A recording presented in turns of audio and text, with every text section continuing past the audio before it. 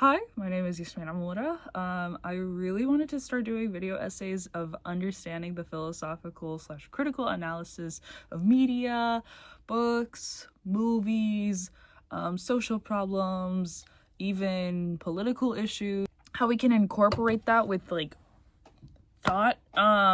There's a lot of people who do that. I just wanted to start doing it because I'm a yapper. I really want to get into it. I'm about to graduate. I need something. So I really wanted to talk about Sinners. I really loved this movie.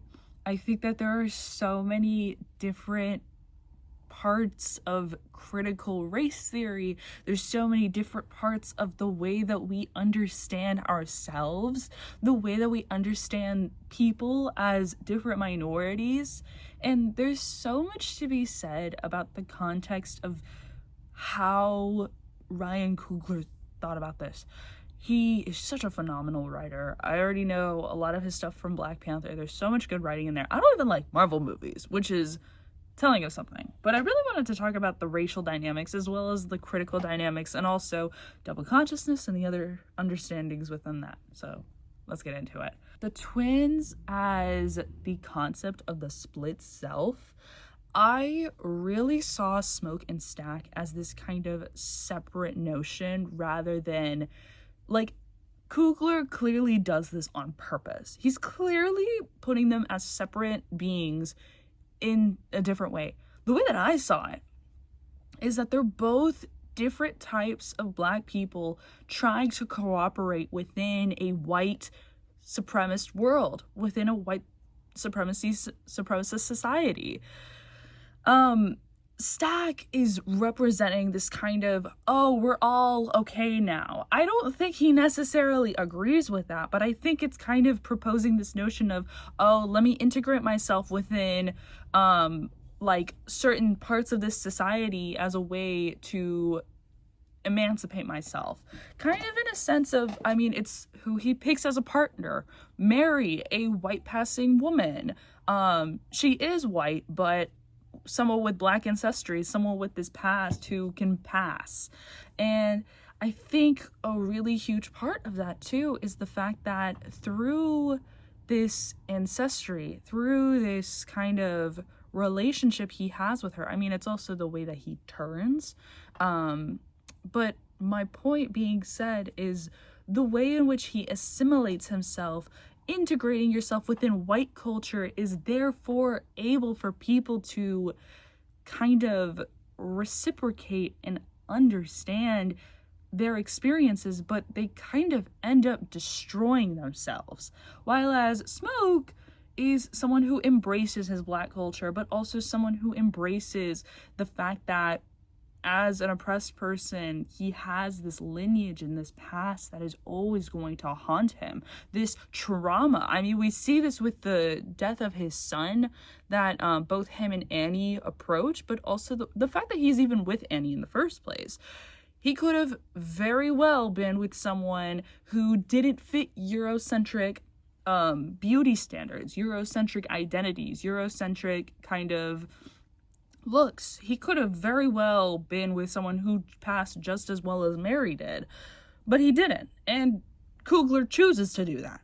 But I also think that there's this kind of separation between the two because of the way that Stack as a reckless person is not really thinking about like the dynamics and the, like, he's not consistently on the fence about everything. And I think that's another thing too, like, Smoke takes he takes some sort of like refrain from getting too close from Annie. He's very tied with her, but there's still this kind of like, we have this really complicated past and I'm very hurt from this still and I can't fully let myself in. While as Stack fully goes in again. I think it's also just the understanding of naivety versus being on the fence and being someone who is experienced. But I also think that could be up for debate because there's also some other connotations with that too. The fact that they both are always on the fence. They both are always very aware of their identity. I just think that Stack kind of lets himself loose, lets himself get away, and that is the reason for his victimhood. That is the reason for his consistent dismissal of his problems, and that's why he becomes a vampire. That's why it's so quick for him, because of Mary too, letting her in as a white woman and then forgetting the past. And then when you assimilate with that culture, it kind of becomes this really huge thing, and it's really hard. It's a really hard reality to come to. I think the metaphor of them becoming a vampire, of Stack becoming a vampire, shows how he assimilated to that culture, but also the way in which, when you lose that sense of double consciousness, you lose a part of yourself. That's why Stack felt so, not Stack, oh my gosh, why Smoke felt so powerful about losing him, because though he was dead, his soul was tied to his body. And I mean, it goes back into the double consciousness. You gotta let the soul go when you let go of the physical part of your body. I think that's a huge part. That's a part of dualism. When you don't let go of the physical aspects of yourself, your soul is so tied to you that when you lose both your soul and your body after you have passed away, you're not yourself anymore. When you lose your identity, when you lose your past, you're not yourself anymore. I think that's a huge part of where these identities come from. I also really wanted to talk about, moving on from this, how music incorporates into this. There's so much of this beautiful, beautiful background, but I also love the fact that Ryan Coogler makes it the movie musical without making it corny. He makes it so smooth and so like phenomenal, but it's also like this past. What exactly is the authentic idea of music? And the fact that blues is a very huge origin of modern day music. We had these very Eurocentric ideas. I love the fact within this really huge music incorporation, through that one scene in the barn house where all the past music selves are coming back. Not a single music composer of classical music is there. I love classical music. I'm a fond lover of it, but it has been very much a European standard. The fact that they even involve the Zhaoli dance, that is even seen as music, these religious practices, and also just so many of that. And I think this goes into the idea of how we have whitewashed ourselves, and not just whitewashed ourselves, but through religion we have washed ourselves out of the beauty of music and the beauty of our past. And I've seen so many arguments of people saying, oh, this is satanic, oh, this is anti-godly. You missed the point. It's not about God. It's not about the pretenses of that, but it's also the way in which we have these very contradicting ideas. We can have church music, but if the church music doesn't sound like the way that we want it to be, it's not godly. It's actually really immoral.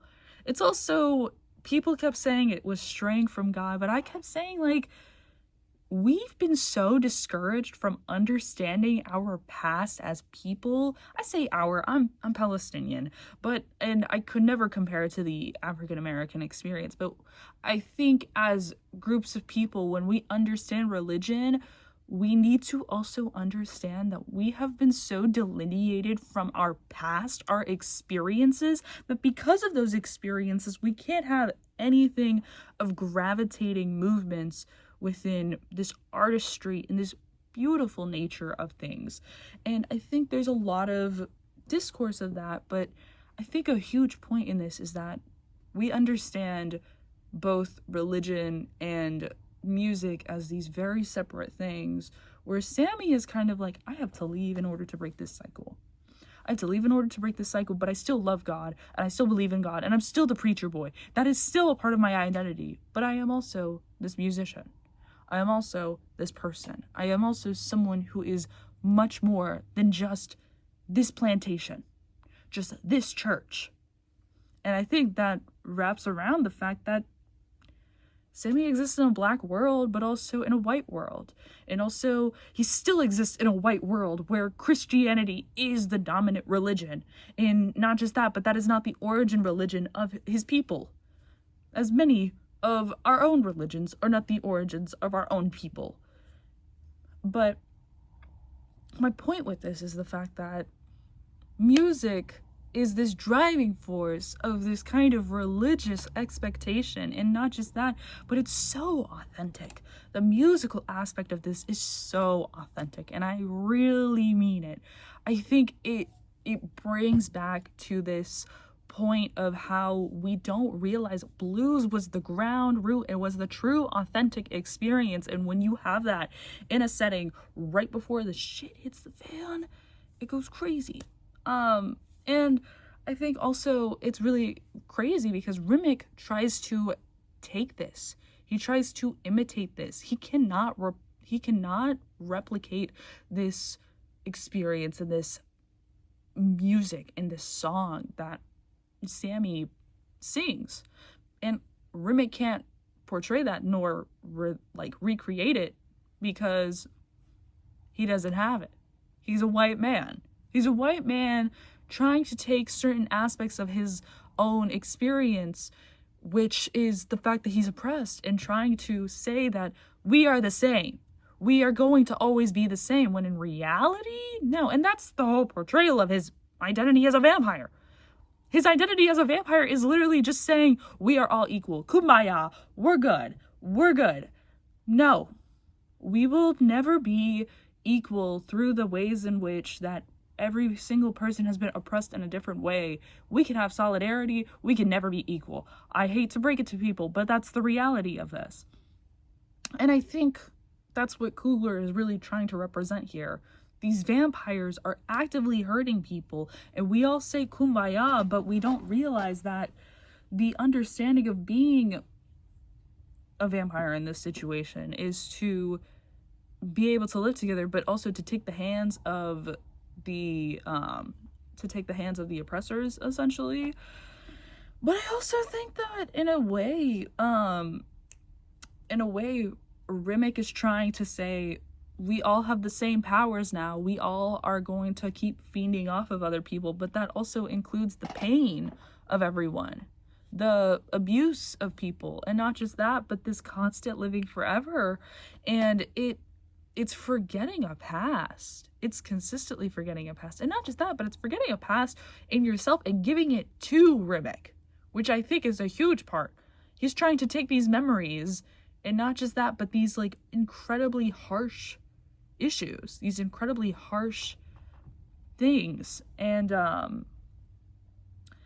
think there's an idea of living through oppression and having this oppression be something that dignifies you, but we've completely tried to wash it out because of the way that racism is watered down. And I think this also goes into the fact of why people turned and how they turned. For example, Mary is the first to go. Mary's the first to get out of the group, to get snatched, and not snatched, but turned.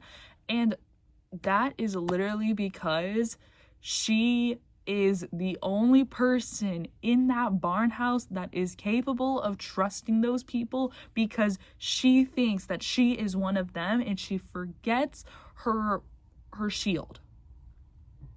And I think it's really interesting because it's you've been so normalized to stick around other white people that you don't realize that you're hurting and adopting their very erased past. How could someone possibly want to be on the equal level of a KKK member? Rimick portrays himself to be, we're all equal here, but allows Klan people to adopt a certain idea. He allows Klan members in order to incorporate, to be on the same level as black people, which is kind of a slap to the face to black people. And I also think there's so much with that. But I also think that Cornbread dying in the way that he did is really representative of the way in which black men have been killed and lynched in an ambushed, essentially. I think that was a really important scene for Cornbread getting turned, because we expect people to just be able to take the equality, but it kind of reminded me of Charlie's experience within The Bluest Eye, in which he gets sexually assaulted by police officers, and he has this really unfortunate memory consistently hitting him, but we're all equal, right? And I think it kind of is replicated in that scene of being ambushed and then saying, like, I'm emasculating you, but also you need to be a man about this. I think that's what it's really representing. There's just a huge dynamic being flowed in with that, with the way in which a lot of these characters are portrayed of getting turned in ambush. And I think it's really interesting. They show Cornbread being ambushed, but they don't show Bo Chow being ambushed, which is very intentional. There's a lot of points to this. There's so much to the movie too, and I could even go into Delta Slims about this, like how he as a character is killed off by everyone, but also the fact that he's able to take in everyone, and it takes all of them for him to turn, which is telling of something. He takes the load off for the most part in this situation, but because he does, like, everybody is able to consistently not keep themselves, but to protect themselves. There's so much of that. And then there's also, there's so much to be said, and I'm already at 17 minutes. But I think that the movie in itself is really, really impactful to the way that we understand race in our modern day time. It's very telling of how we consistently say we're equal, we'll always be equal, and then we have these like corresponding situations, and we have these kind of experiences that are incredibly harmful to ourselves. I mean, I could even get into Gracie. There's so much, but I want to keep it brief. I could talk about this for 2 hours, but it's a little bit long. But I also think that every single person should watch Sinners. This is also something that I've just seen within more movies that Ryan Coogler does. They always have Michael B. Jordan in them, but it also is, I think it's really impactful of how, like, critical race is such a dynamic within this, and history is such a dynamic within this, and it really talks to the point of philosophical analysis and critical analysis, that dualism aspect of it. I don't think a lot of people would have gotten that if he hadn't make it so blatantly clear. The way that the vampires are meant to be killed, and the way that one of the monologues describes, like, his soul is strapped down to this realm, and that's what Annie describes. It's phenomenal. I think the way in which we understand our worlds through this perspective is so important. I think it's so huge. And I was a little rambly, my bad, but there's a lot of this movie to go on off. There's a lot of the ideas to go on off, and I just love it. If you can, go watch it. Also, hopefully I will be posting more, but yes, I also kind of want to start doing more of, like, music, political issues. I have a lot of stuff to talk about, so hopefully this is the first of many.